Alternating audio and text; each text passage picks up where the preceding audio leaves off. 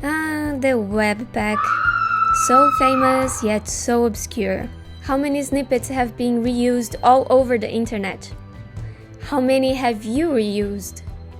And how many have you just copied from someone else? We all have been there, looking for a way to compile our pages in the best way possible without even knowing what the best way is. So let's try to unpack the Webpack.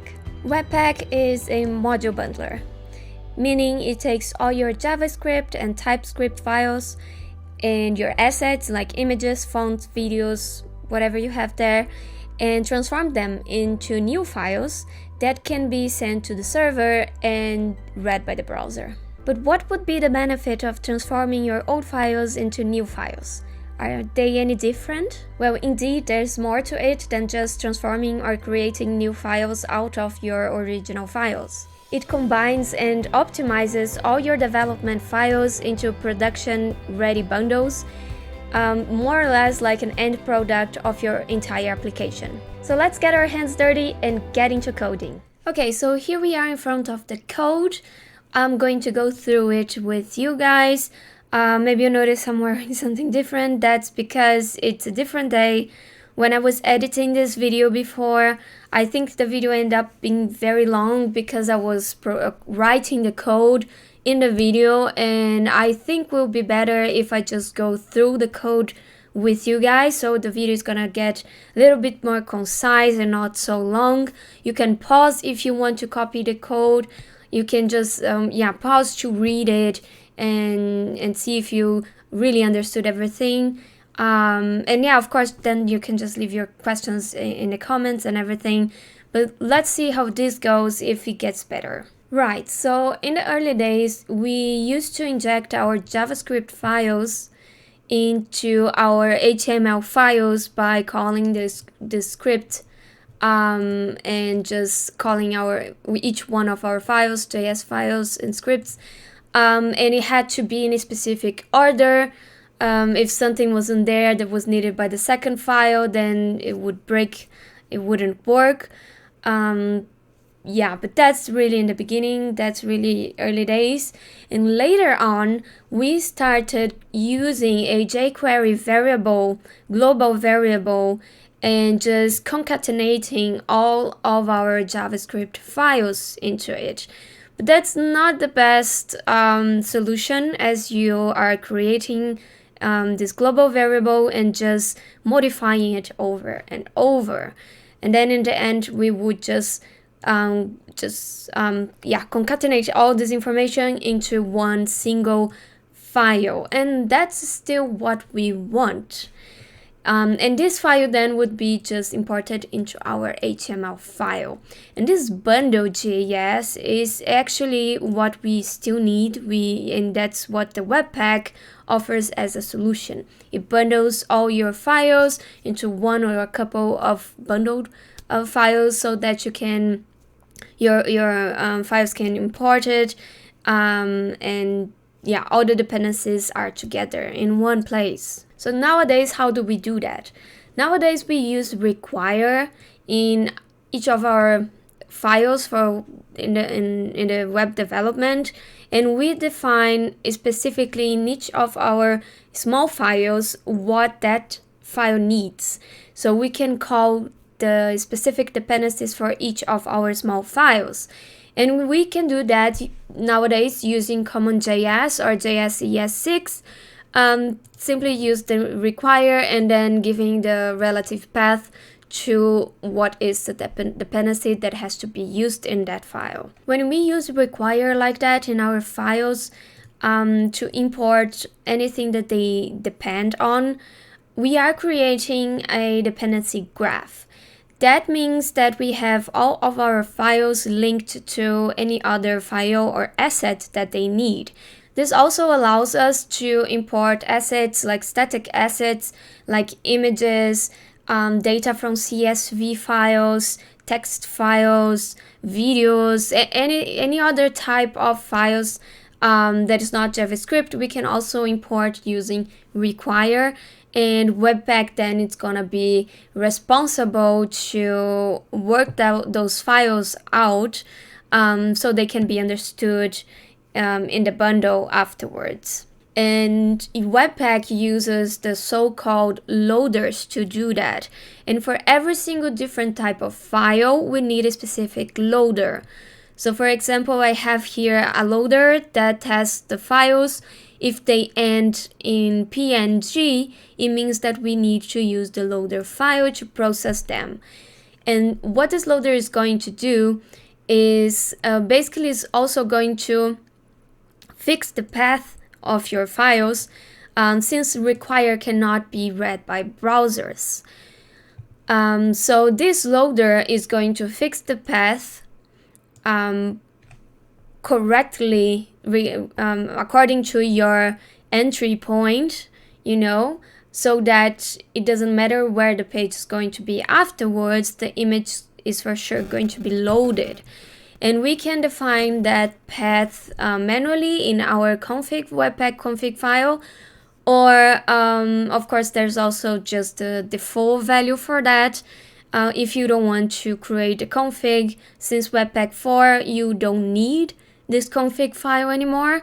But if you want to personalize, customize some options, then we need it. And that's what we are gonna see in this video, how we can customize it. So in summary, what's happening is Webpack's going to go through all your code looking for this require calls, and it's going to compare your path string to your loader configuration in the Webpack config file. And if the file extension matches with one of your configurations, then the loader is gonna be handling them.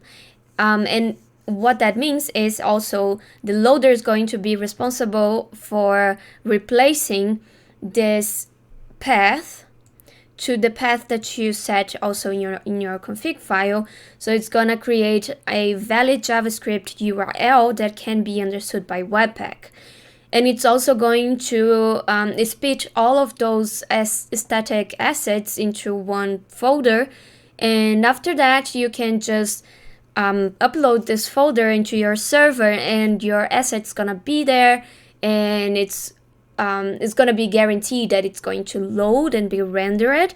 And also at the same time, if you have any assets in your development folder, but it's not being required by any files, just not being used, we call that like that asset. You just forgot there, or you don't need it now, maybe you're gonna need afterwards, but it's just in your development folder in your computer, but you don't need in the live production product. The Webpack's going to remove all of that because it's not going to process it. So this is going to result in a smaller size for your whole development product.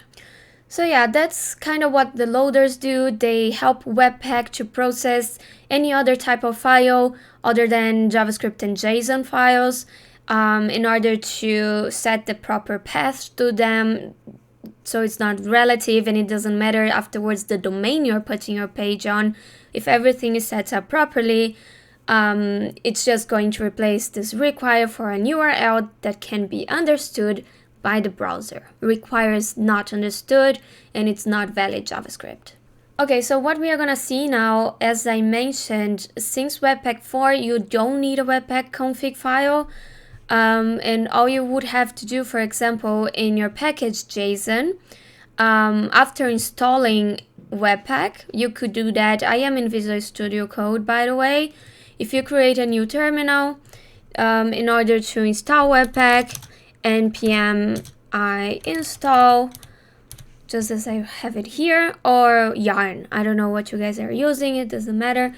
Just install it, and in your scripts, you can set your script for build, and you can just call for Webpack, and this is going to use the default, the standard settings to create your bundle, taking as an entry point the main file index.js, and output, I think it's dist, that's the folder that it's gonna be containing all of your bundle files and everything.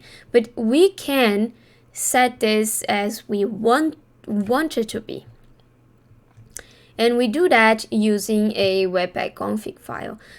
If we do create a Webpack config file, then instead of just using Webpack, we can add the option of config and give our file name. Okay, and this is then my Webpack config file. We are going to go through that. Here we are just calling for the Webpack. We are requiring the package we just installed using npm or yarn. I'm gonna close this. And we are also creating this variable requiring the Node.js module path in order to just localize to get the URL of where the local URL or the path of where our files are in our computer to, for example, create our output folder and where to put our files. Okay, so the entry. What exactly is the entry point?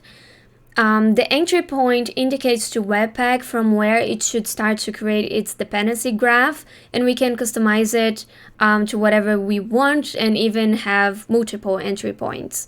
For example, in the case if you have a logging area, for example, so you have a home page and then you have a button that takes you to a login screen, and it has a completely different design, layout, or CSS dependencies. Sorry, my cat's eating my stuff here. Then you can create two separate bundles because they don't have specific dependencies between each other. It's like two different applications in one. So in this case would be helpful if you can simply have here the two entry points, for example. And you can just use entry like this, or this is just the shorthand for entry main. You could also use just the list here, but this is the shorthand and you actually don't need this. It means the same thing. You can just delete it. I just wanted to show you there are two different ways, but entry is the most used shorthand way to do it.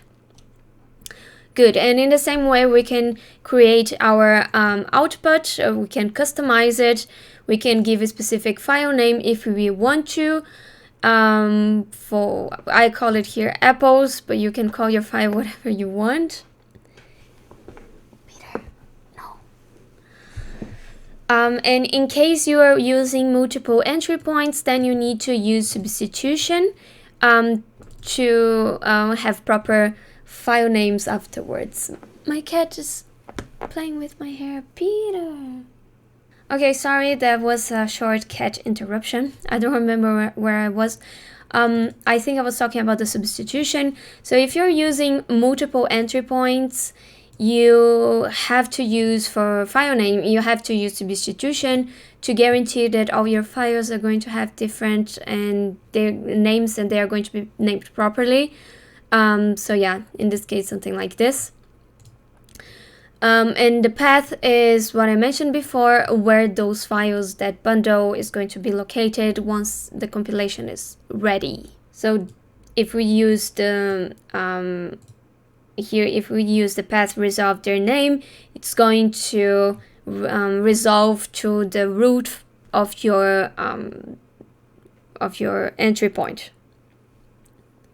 And then it's going to create a box folder for you. That's the name of the folder, and it's going to split all of your assets and bundle files into it. Okay, so now we can start configuring our loaders. So Webpack treats every file imported as a dependency and adds it to the dependency graph. In order to process static resources such as images, SAS and CSS files, text files, data from CSV files, and so on and so forth, Webpack uses loaders that load these files into the bundle. Loaders run in Node.js, can be asynchronous or synchronous, and they are executed from bottom to top. To use the loaders in our configuration file, we import the loaders and set the options as it is described in their documentation. So it's always important to have the documentation open next to your development and just check all the options you can use, what you can set that works best for you. So for example, img loader is a loader that minimizes images sizes.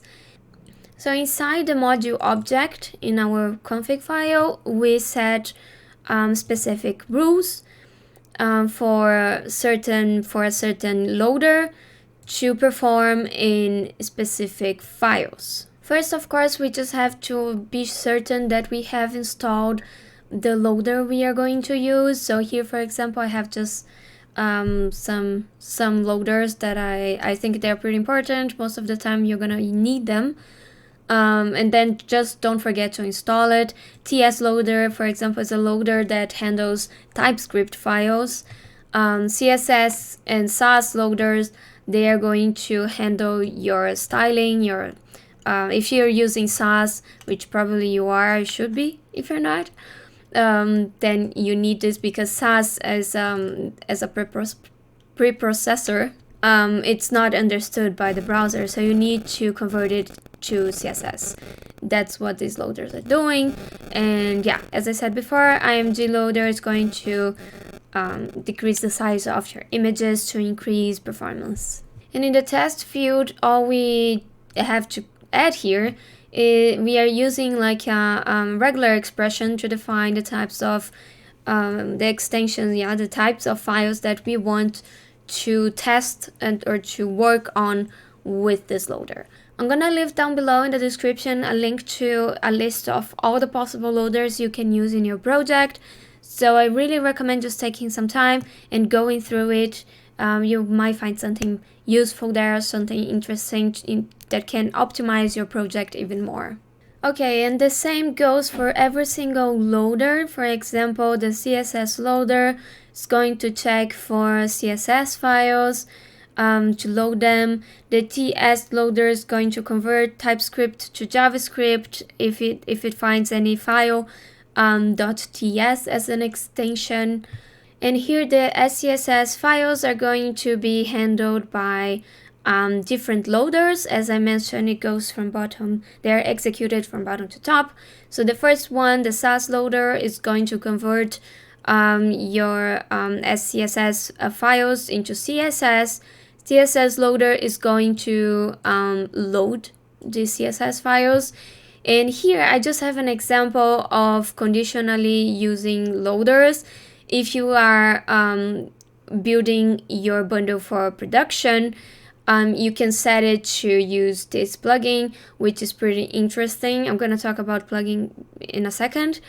It just separates your CSS files from the main files, and it's just best practice commonly, and it's just a suggestion if you want to check this one out. And then you're going to prepare it for the CSS to be extracted.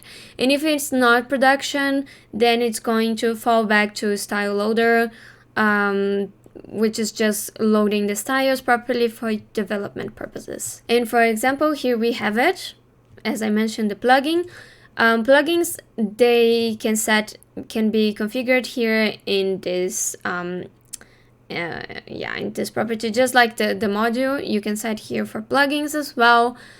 And I have here only this example, but there are also tons of plugins. I'm gonna leave a list below, a link to a list of plugins down below in the description as well. Plugins, they actually work on top of chunks. Chunks are pieces of code that are extracted from your modules. And these plugins, they work on top of it, they perform tasks on top of it.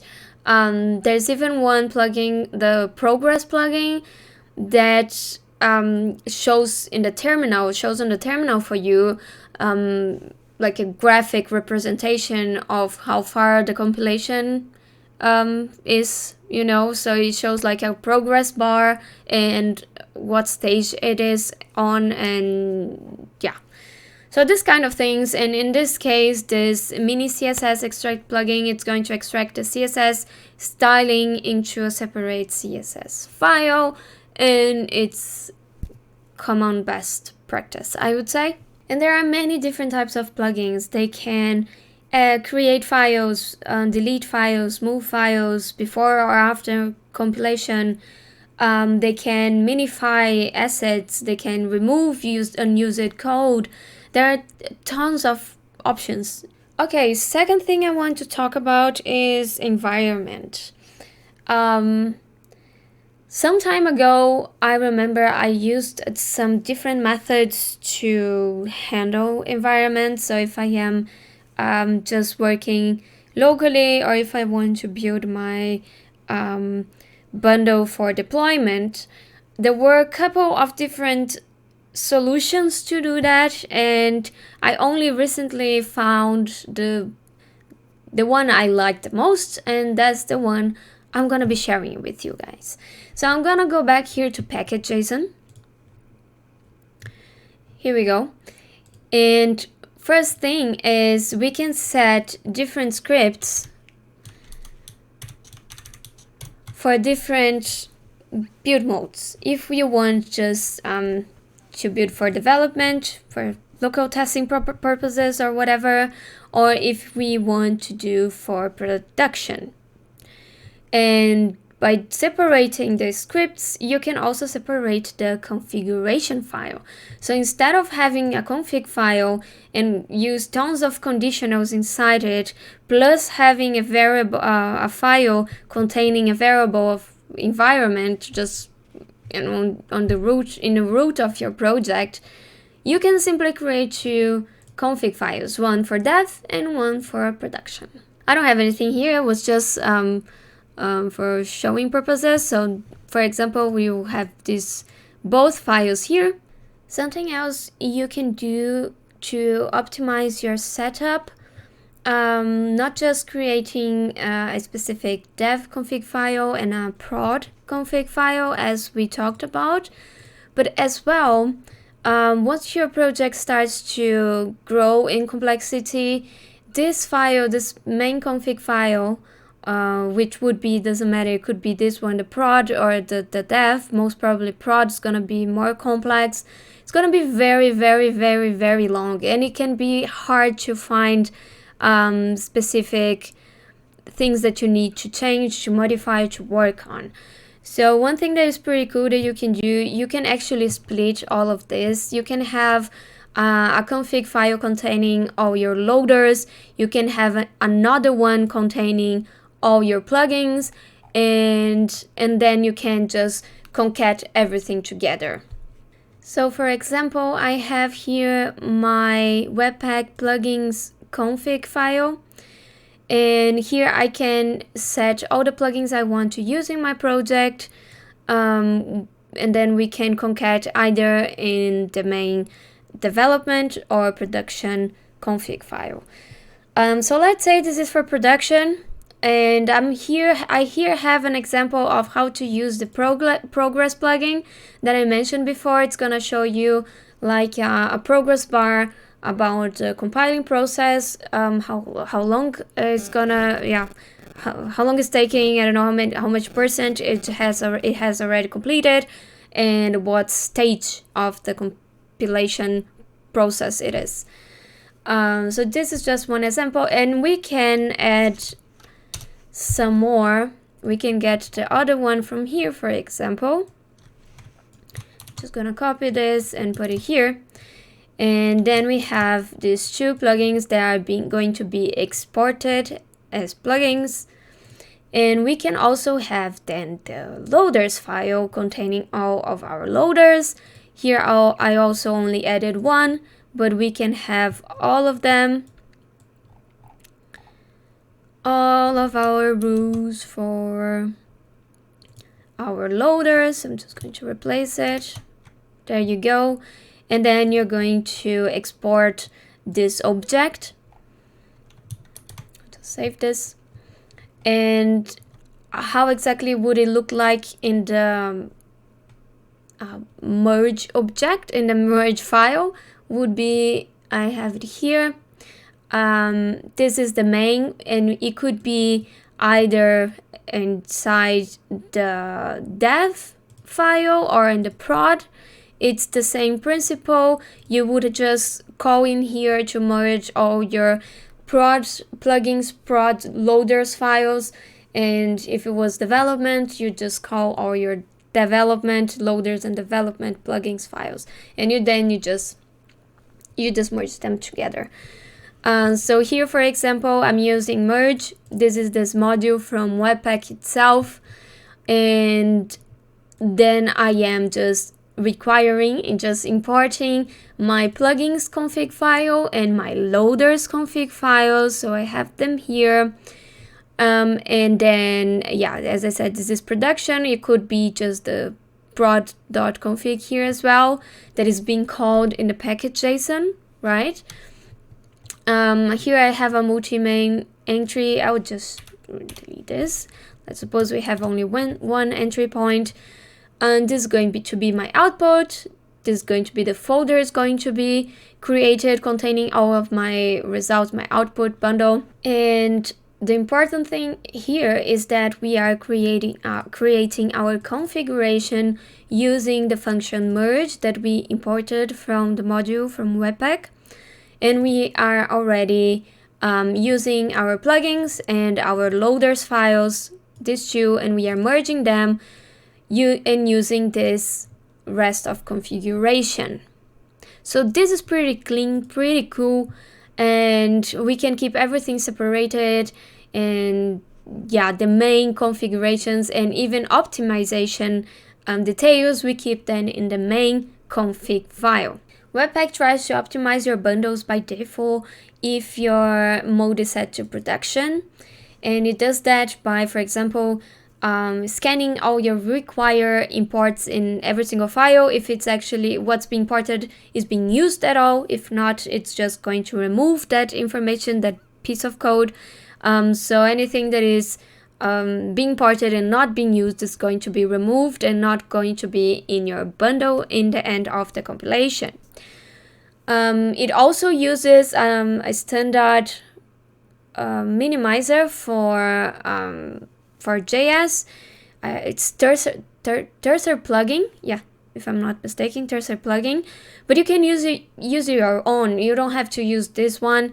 If it's set for production, that's gonna be used anyway. But if you want, you can use your own. For example, here I am using Uglify.js plugin. After installing, of course, this plugin, you can just set in the options here. For example, I am using that and testing for my JS files. And if cache is true, it means that it's only going to verify any file that has been modified since the last build. So I think that's basically it. I hope I could shed some light into this very conflicting topic that is Webpack. Many people use it, not that many people understand it. The syntax is very complex, that's for sure, and it can be hard to understand for new front-end developers to understand it. It took me some time as well, maybe because I was already working when I got into this, and I didn't even have the time to actually study and go through it line by line, and I'm trying to understand what's going on there. In the company, we were mostly reusing the same file among our projects. They were very similar. So I think it's pretty cool if you have if I could go back, what would I like to know when I started working as a front-end developer? I think understanding this would have made me a better developer, so that's why I thought about bringing this information. Also, I am already assuming that you have at least a basic understanding what's package.json, right? What is npm, what is installing packages and everything else, and what is compiling, what is building your project. But that's the point. Once you get to that point, that's when you actually need Webpack. So that's why I am assuming you have this background knowledge. Yeah. And thank you anyway. If you're watching until now, thank you so much. I hope I could help you and bring a little bit of knowledge to you. If not, maybe just another idea on how to structure your Webpack files and configuration files. So yeah, If you like this video, please give me a thumbs up and subscribe to the channel so you don't miss any new video. Thank you so much again, and see you in the next one. Bye!